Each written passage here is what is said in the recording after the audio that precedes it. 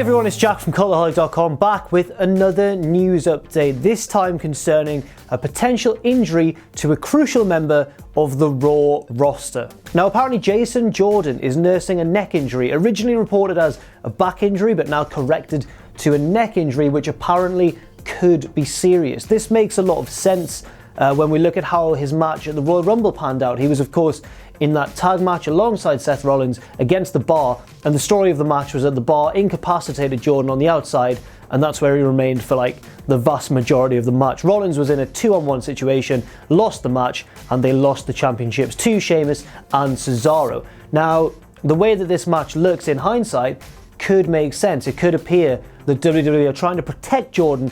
Hopefully, then he'll be able to recover from the injury in time for WrestleMania, where there is, of course, a rumoured feud in the works with Seth Rollins. Jordan's been a very controversial figure since moving from SmackDown over to Raw as Kurt Angle's son. Of course, that storyline shocked everyone. We all thought, what's this going to be? Is there going to be a secret lover? Is there going to be a secret child? Then eventually everyone started to say it was going to be Chad Gable. You know, Gable's going to be Kurt Angle's son.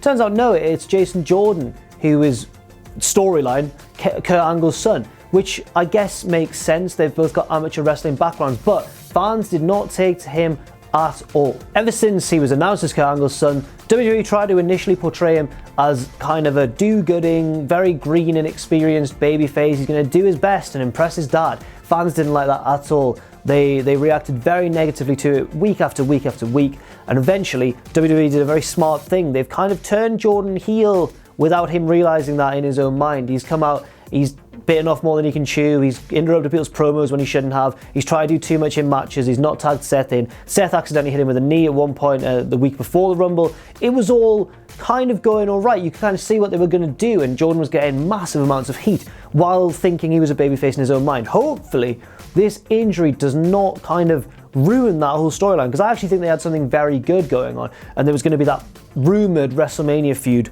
with Rollins once they turned on each other. So best wishes to Jordan in his recovery. Hopefully it all goes fine. Another piece of news now regarding a potential incoming superstar from Impact Wrestling. Not EC3, we saw him on NXT already. Bobby Lashley. Lashley was in WWE about a decade ago, and you know, he was being pushed huge. He was going to be a big star. He's a huge guy. Vince McMahon likes, you know, his superstars to be larger than life. He was a powerhouse. He had an interesting style. He was very fresh. He didn't catch on quite as well as I think WWE wanted him to, but he was certainly on the way. The push was behind him.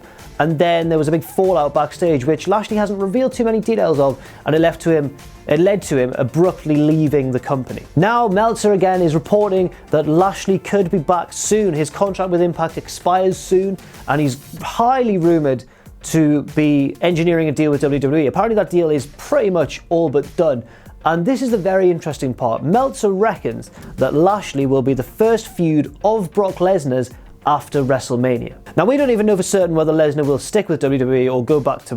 Lesnar, you can't really tell what he's going to do. He's quite an unpredictable character when it comes to his career. This is the man who, of course, left WWE in the prime of his life to try and make it in the NFL, which didn't really work. Then he became a UFC fighter. Now he's back in wrestling. It's hard to predict what Lesnar's going to do. He's not a man motivated by a particular passion for wrestling. He's a man motivated by money and, I guess, acclaim, whether that be in wrestling or outside of it.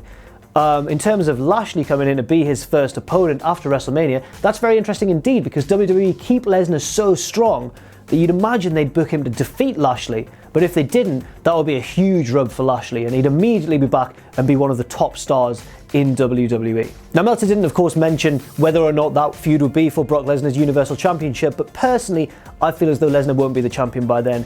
If it is true that he is facing Reigns at WrestleMania for that title, you've got to suspect that Reigns will win. It's Roman Reigns, he wins all the time, he's winning all the belts. So I guess maybe that'll be Lesnar's cool-down feud after a big WrestleMania feud with Roman. Thanks for watching this quick news video. I've been Jack from Cultaholic.com, and you can follow me on Twitter here. If you enjoy what we do, you can support us on Patreon at patreon.com/cultaholic. And most importantly of all, do not forget to subscribe and to join us.